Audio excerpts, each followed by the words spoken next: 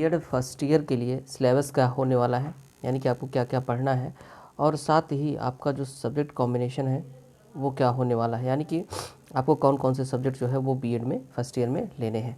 तो वीडियो को स्टार्ट करते हैं। उससे पहले अगर आपने हमारे चैनल को सब्सक्राइब नहीं किया तो सब्सक्राइब कर लीजिएगा, और जो भी आपके मन में डाउट्स हैं वो आप नीचे कमेंट करके पूछ सकते हैं। तो देखिएगा यहाँ पे जो इसका सिलेबस है, मैं आपको सिलेबस दिखा देता हूँ यहाँ पे बीएड फर्स्ट ईयर के लिए, और ये अवध यूनिवर्सिटी के लिए है। ठीक है, अवध यूनिवर्सिटी के लिए है। और यहाँ पे अवध यूनिवर्सिटी में क्या होती है, अभी तक वार्षिक परीक्षा होती है। ठीक है, यानी कि साल में, जैसे फर्स्ट ईयर में है आप, तो फर्स्ट ईयर में एक बार वार्षिक परीक्षा होगी और सेकेंड ईयर में एक बार वार्षिक परीक्षा होगी। सेमेस्टर वाइज यहाँ पे नहीं चलता है अवध यूनिवर्सिटी में। तो यहाँ पे देखिए, अगर मैं आपको बताऊँ तो आपको टोटल 5 सब्जेक्ट पढ़ने होते हैं। कितने? 5 सब्जेक्ट होते हैं, जिनमें आपका पहला, दूसरा और तीसरा जो होता है वो कॉमन होता है। यानी कि आप सब जितने लोग बीएड फर्स्ट ईयर में एडमिशन लेंगे अवध विश्वविद्यालय में, वो सभी ये जो 3 ऊपर के हैं उनको पढ़ना पड़ेगा। 3 कॉमन सब्जेक्ट होते हैं। उसके बाद 2 ऑप्शनल होते हैं। ऑप्शनल में यहाँ पे आप देख सकते हैं नीचे जो है कई सारे सब्जेक्ट लिखे गए हैं। अभी मैं आपको एक से डिटेल में बताऊंगा। फिलहाल आप देख सकते हैं ये सारे सब्जेक्ट लिखे गए हैं। इनमें से आपको 2 सब्जेक्ट लेने होते हैं।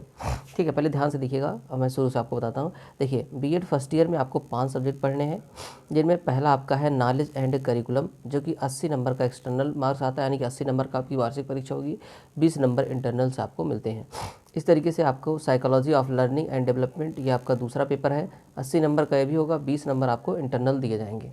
ठीक है, विद्यालय की तरफ से। और यहाँ पे कोर्स 3 आपका जो है एजुकेशन और आईसीटी जो है, ये आपका तीसरा पेपर है, और ये भी 80 नंबर का होता है, 20 नंबर इंटरनल होते हैं।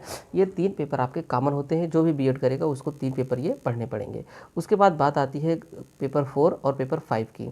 ठीक है, तो ये सब्जेक्ट 1 और 2 जो लिखा गया है, ये आपके 2 ऑप्शनल सब्जेक्ट होते हैं। इनमें आपको चूज़ करना होता है। देखिए वो भी क्या, देखिए यहाँ पे लिखा है, each candidate shall have to select 2 school subjects to the studies as pedagogical paper from the following pedagogic subject studied at UG level.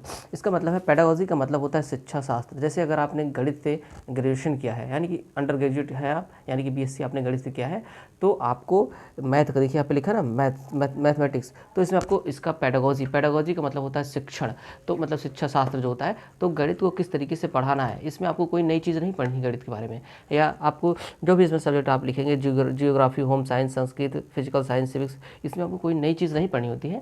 बस आपको इसमें ये पढ़ना होता है कि आपको पढ़ाना कैसे है। जैसे आपने अगर मान लो आपने इंग्लिश लिया, तो इसमें आपको पता ये सिखाया जाएगा कि आप पढ़ाएंगे इंग्लिश को कैसे, इस तरीके से सिखाया जाएगा। तो ये जो 2 सब्जेक्ट होते हैं, और इसको ध्यान रखिएगा, जो आपने ग्रेजुएशन लेवल पे लिया हुआ है उसी 2 सब्जेक्ट में से यहाँ पे सब्जेक्ट होना चाहिए। जैसे मान लो अगर आपने बीएससी किया है मैथ से, तो आप यहाँ पे मैथमेटिक्स ले लेंगे, और अगर आपने फिजिक्स लिया है तो फिजिकल साइंस ले लेंगे। ठीक है, और यहाँ पे देखिएगा, जैसे आपने हिंदी संस्कृत लिया था तो आप हिंदी और संस्कृत ले सकते हैं, या आपका जियोग्राफी, इकोनॉमिक्स, कॉमर्स था तो आप उसमें से ले सकते हैं, सिविक्स ले सकते हैं, जो भी आपका सब्जेक्ट था, इंग्लिश था तो आप इंग्लिश ले सकते हैं। इस तरीके से आपको 2 सब्जेक्ट चुनने होते हैं।